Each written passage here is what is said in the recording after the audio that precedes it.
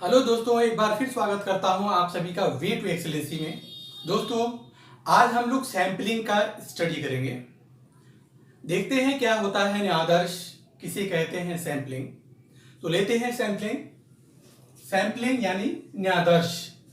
Sampling को समझने से पहले यह समझना होगा कि सैंपलिंग जिससे लिया जाता है, सैंपलिंग जिससे की जाती है, उस पॉपुलेशन या जनसंख्या, यूनिवर्स या समष्टि से हम क्या समझते हैं। जनसंख्या से आशय किसी समूह में शामिल संपूर्ण इकाई के निरीक्षण से है। यानी जब हम किसी पॉपुलेशन को निश्चित कर लेते हैं कि इससे मुझे शोध करना है, रिसर्च करना है, तो उन सभी सदस्यों का एक एक करके सभी का निरीक्षण करना, टेस्ट करना, ये पॉपुलेशन है। ये दो प्रकार का होता है दोस्तों। एक है सीमित यानी फाइनाइट और दूसरा है असीमित, इनफाइनाइट। सीमित जो होता है ये काउंटेबल होता है, अर्थात ऐसी जनसंख्या जिसके सदस्यों की गिनती की जा सकती है। जैसे यूनिवर्सिटीज में जितने भी शिक्षक हैं उनकी संख्या, चाहे वो एक स्टेट का हो, चाहे सभी स्टेट का हो, चाहे पूरे इंडिया का हो, चाहे होल वर्ल्ड का हो, हम इसे काउंट कर सकते हैं। एक विद्यालय में कितने छात्र हैं हम काउंट कर सकते हैं। पूरे मेरठ के विद्यालय में कितने छात्र हैं हम काउंट कर सकते हैं। तो ये क्या होता है, फाइनाइट। दूसरा असीमित यानी ये अनकाउंटेबल होता है, अर्थात एक ऐसी जनसंख्या जिसके सदस्यों की गिनती नहीं की जा सकती है। क्लियर है बिल्कुल। जैसे समुद्र में मछलियों की संख्या, आकाश में तारों की संख्या, सभी वृक्ष के पेड़ों के पत्तों की संख्या, ये काउंटेबल नहीं है। इसे हम रिसर्च में सैंपलिंग भी नहीं बना सकते। हम उसे ही सैंपलिंग बना सकते हैं, उसे ही न्यादर्श ले सकते हैं जिसे हम काउंट कर सकते हो। तो आइए समझते हैं कि न्यादर्श क्या होता है, मीनिंग ऑफ सैंपलिंग। संपूर्ण इकाई में से कुछ इकाई का चयन न्यादर्श या प्रतिदर्श कहलाता है। और न्यादर्श चयन की इस प्रक्रिया को, यानी न्यादर्श चयन करने की जो पद्धति हमने अपनाई है, उसे क्या कहते हैं, सैंपलिंग। इसलिए इसे शोध की एक प्रविधि भी कहा जाता है। शोध का कार्य सदैव ही आगमन चिंतन द्वारा होता है। आगमन यानी इंडक्टिव मेथड द्वारा होता है, यानी उदाहरण से नियम की ओर, ज्ञात से अज्ञात की ओर ये चलता है, अर्थात विशिष्ट से सामान्य की ओर। यहां न्यादर्श विशिष्ट और जनसंख्या क्या है, सामान्य है। हमने जो न्यादर्श सैंपलिंग चुनी है वो विशिष्ट है, और जो पॉपुलेशन है वो क्या है, सामान्य है। न्यादर्श से मापन को जब हम सैंपलिंग से मापन करते हैं, सैंपलिंग से, तो हम उसे क्या कहते हैं, स्टैटिस्टिक यानी सांख्यिकी। और जब हम पूरी जनसंख्या से मापन करते हैं, पूरी जनसंख्या को का मापन करते हैं, तब हम उसे परासांख्यिकी या पैरामीटर कहते हैं। पैरामीटर या परासांख्यिकी का अनुमान सांख्यिकी, स्टैटिस्टिक मानों के आधार पर ही लगाया जाता है। हम होल पॉपुलेशन का तो अनुमान लगा नहीं सकते, उसके अनुमान के लिए मुझे स्टैटिस्टिक का, सैंपलिंग का सहारा लेना पड़ेगा। परासांख्यिकी पैरामीटर की शुद्धता न्यादर्श के प्रतिनिधित्व पर निर्भर करता है। यदि हमारी सैंपलिंग त्रुटिपूर्ण होगी, अशुद्ध होगी, तो जो हमारा पैरामीटर है, जो उसका निष्कर्ष है, जो उसका मापन है, वो भी अशुद्ध होगा। Good and hot. Good and hot क्या कहते हैं, क्या होता है न्यादर्श।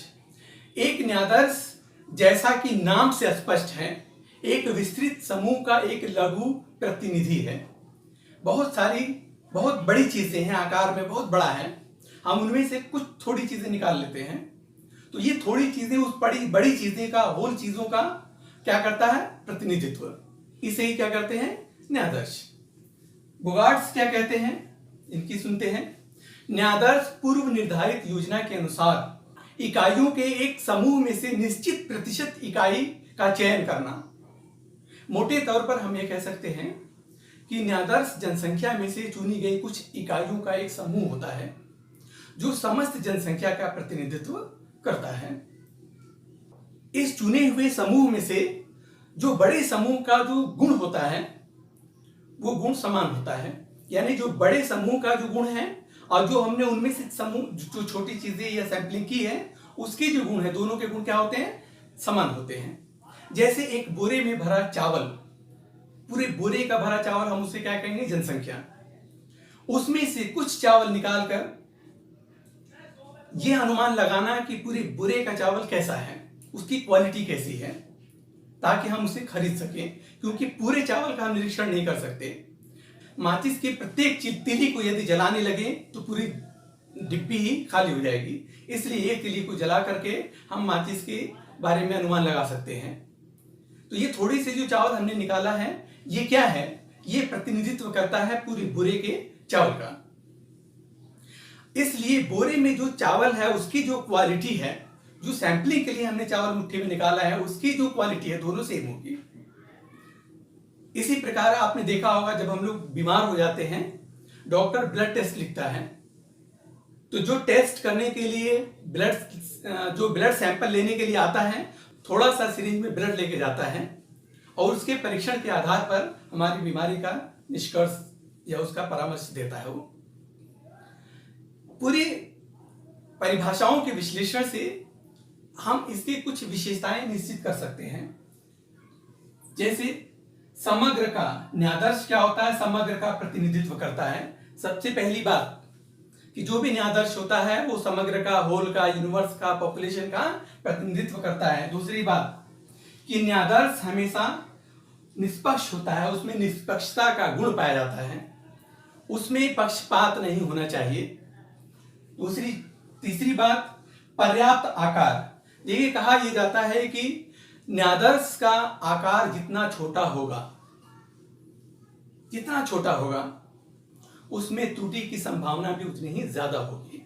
इसलिए न्यायादर्श का आकार, नंबर ऑफ आइटम्स जितने ज्यादा बड़े होंगे उसकी शुद्धता, उसकी रिलायबिलिटी, उसकी वैधता उतनी ही ज्यादा होगी। नेक्स्ट है उद्देश्य के अनुरूप। दोस्तों, सैंपलिंग हमेशा उद्देश्य के अनुरूप होना चाहिए। जो हमारे उद्देश्य हैं उससे ही संबंधित सैंपलिंग ली जानी चाहिए, उससे अलग नहीं। मान लीजिए मेरी तबीयत खराब हो गई, मुझे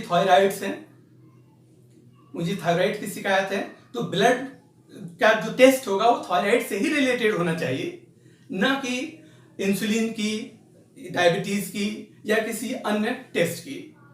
तो सैंपल भी वही होना चाहिए जो हमारा उद्देश्य है। नेक्स्ट है व्यवहारिक अनुभवों पर आधारित होना चाहिए। जिस चीज का हमने परख किया हो उसको ही सैंपलिंग बनाना चाहिए, तभी वो सारगर्भित होगी। अब आइए इसके प्रकार को देखते हैं, कितने प्रकार का होता है ये सैंपलिंग। पहला है संभाव्य न्यायादर्श, जिसे प्रोबेबिलिटी सैंपलिंग, और दूसरा असंभाव्य न्यायादर्श, नॉन प्रोबेबिलिटी सैंपलिंग कहा जाता है। संभाव्य न्यायादर्श क्या होता है? प्रोबेबिलिटी सैंपलिंग क्या होती है? समष्टि यानी यूनिवर्स या जनसंख्या या समूह के प्रत्येक सदस्य को न्यायादर्श में शामिल किए जाने की संभावना बराबर बराबर होती है।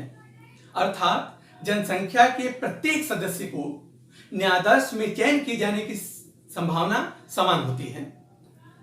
यदि मुझे बोरे में से चावल निकालना है तो बोरे में जितने भी चावल हैं, किसी भी चावल को निकलने की संभावना लगभग बराबर होगी, समान होगी। जैसे हमने एक घड़े में कई रंग के हमने गेंद रख रखे हैं, जब हमें उसमें से एक गेंद निकालना हो तो किसी भी रंग के गेंद निकलने की संभावना बराबर होगी। ये कई प्रकार का होता है, मुख्यतः 4 प्रकार का, जैसे simple random sampling, stratified random sampling, multi stage या मल्टीफेज सैंपलिंग और क्लस्टर या एरिया सैंपलिंग। ये मुख्यतः 4 प्रकार का होता है। ये इसकी विवेचना हम लोग नेक्स्ट वीडियो में करेंगे। नेक्स्ट है असंभाव्य। क्या हुआ? असंभाव्य न्यायादर्श, नॉन प्रोबेबिलिटी सैंपलिंग किसे कहते हैं?